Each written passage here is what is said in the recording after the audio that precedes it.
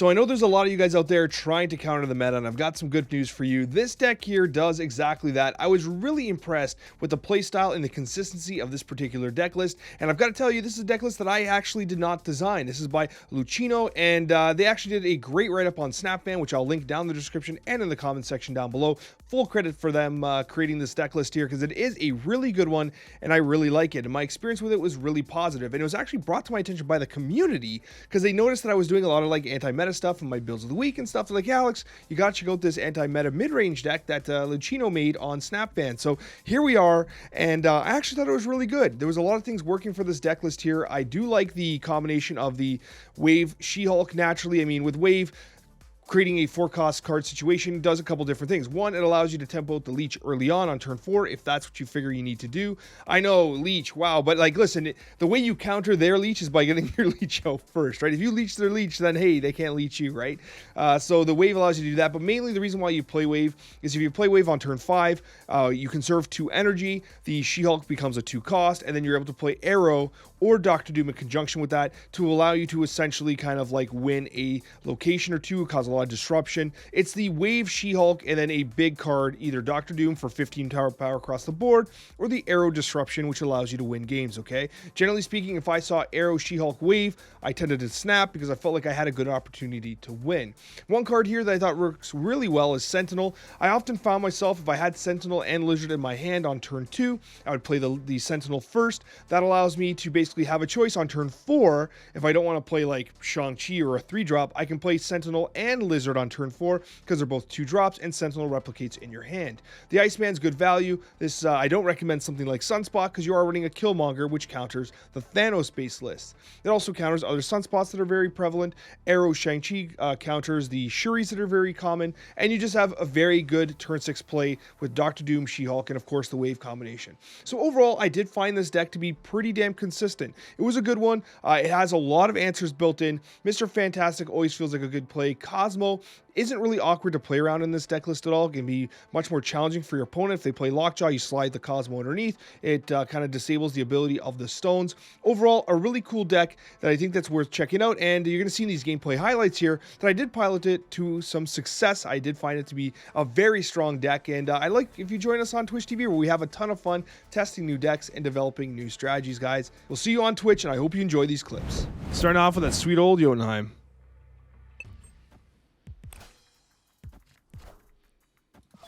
Thanos list. We have She-Hulk in our hand. Sokovia. She-Hulk's gone, as one would expect. Just what I was going to say, this is a very good matchup for us naturally with this deck. She-Hulk's gone, one of the key valuable components of this deck. So this is going to be a Reality Stone here. Because he wants the space, yeah. Space Stone. Grats. Space Stone's a bit of a wasted play there, to be honest with you. He's not going to want to play into Vibranium Mines. We probably play the Cosmo to Sokovia. Because he's not going to want to play. He won't want to Lockjaw here, and he won't want to Lockjaw there. He wants to Lockjaw mid.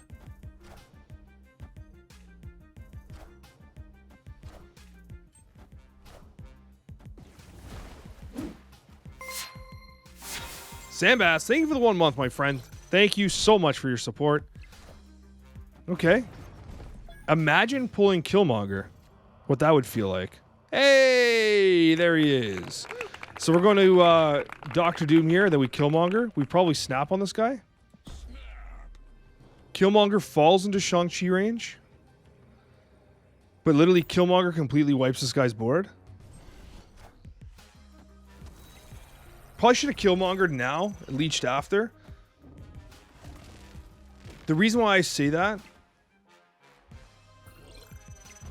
Oh, you gotta be kidding me. Okay. We actually lose this game now? Because the Magneto on Shuri's lab?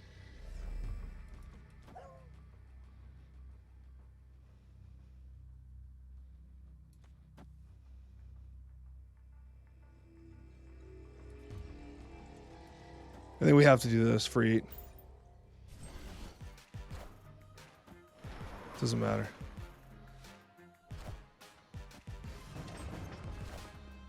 He lost.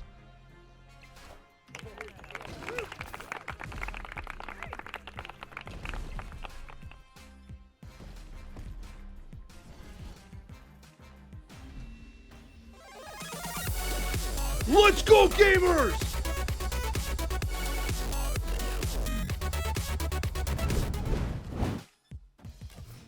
Wow.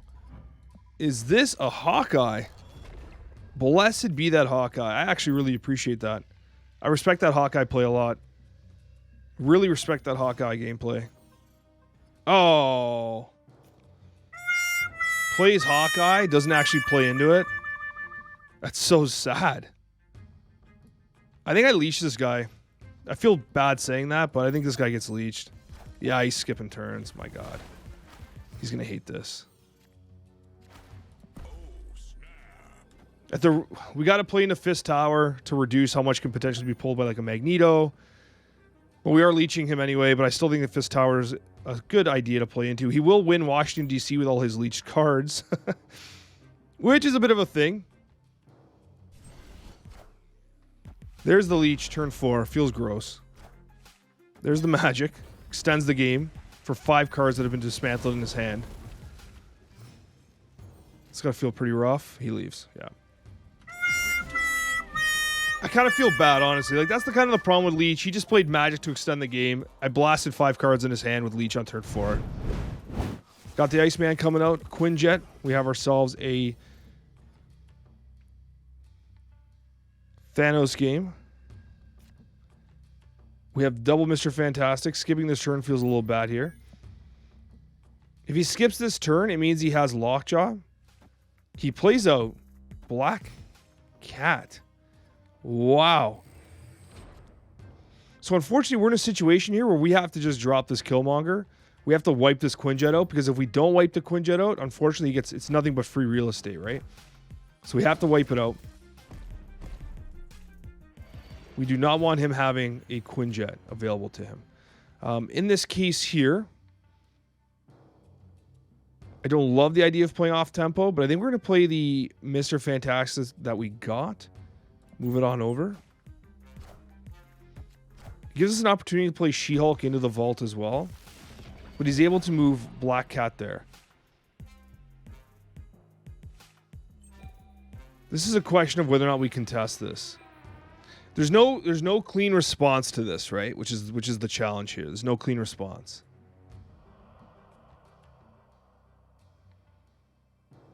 If we just had a little more power here, I think we ultimately go left.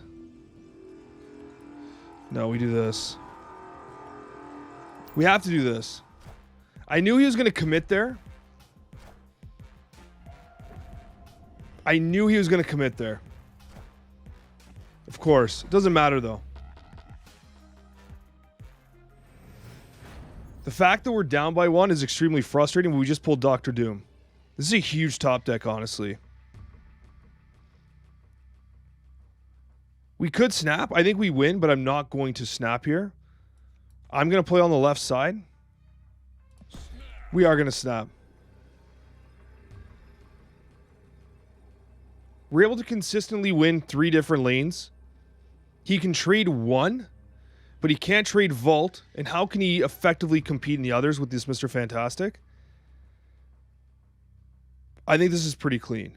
We also have turn initiative. We dodge Shang-Chi with these power levels. We can't get Cosmo'd. The only thing he can do is Magneto. Magneto disrupts everything. So we have to play here for if he Magneto's here, we block. No. Magneto ruins us pretty hard. Yeah. But now he just loses mid. Nice. So, we saw the Magneto play coming. Didn't matter. And I guess that's the disadvantage to playing a literal, straight up meta deck that I know the exact list of nonstop, right, all day long. I know exactly what cards you're going to play. So we're able to anticipate it, right? And if you think about it, his best play, honestly, was tempoing out a Black Cat off of Camp Lehigh with a Quinjet on board. So he also didn't get the Lockjaw, by the way. So, wow. We're getting nothing right now. Look at this. Look at this. Machine World, Sanctorum, Machine World mid with Mr. Fantastic. Just awful. So literally the only option we have right now is to wave. Because if he plays... No, I don't want to waste wave. Oh my god, it's a disaster. We do have Dr. Doom regardless. We probably just open with Killmonger. It's very, very, very unlikely that he's going to have anything that needs to be Killmongered at this point. Killmonger's probably fine. We have the She-Hulk, so we hold the wave for turn 5. He plays wave. Okay. Now I have multiple waves.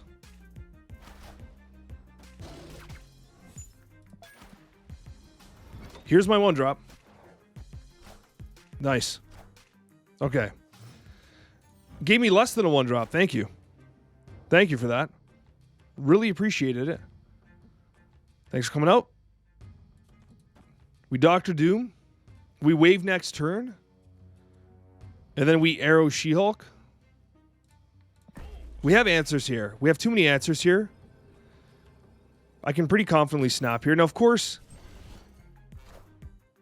I was going to say he could be playing Doctor Doom as well.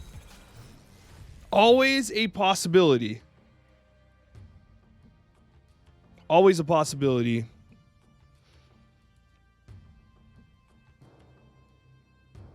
I'm going to wave here.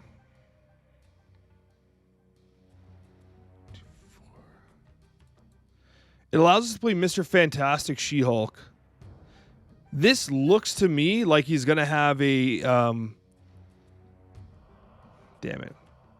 He definitely has a Odin, which is unfortunate. So we're going to have to She-Hulk on the left side. So I'm going to play his wave and play Dum Dum here. So we can She-Hulk and then Mr. Fantastic. She-Hulk goes down to 2 energy by saving 2 on turn 5. Okay, weird. Weird Daredevil play. He snaps on us. There's a Carnage there.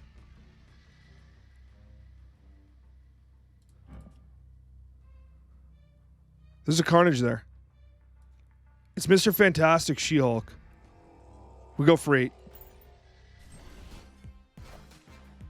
Chavez mid, what? Dude, what? Why would you Chavez mid for 8?